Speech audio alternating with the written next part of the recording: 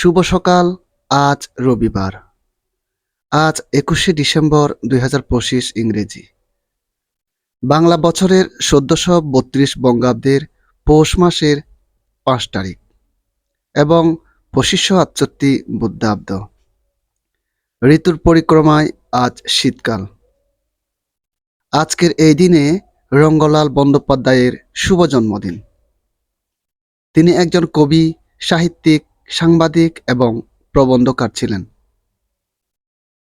এবং আজকের এই দিনে প্রসন্ন কুমার ঠাকুরের শুভ জন্মদিন।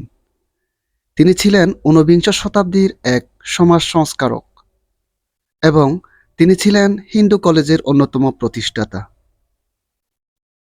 যে তোমাদের মধ্যে পাপহীন সেই প্রথম পাথর নিক্ষেপ করুক।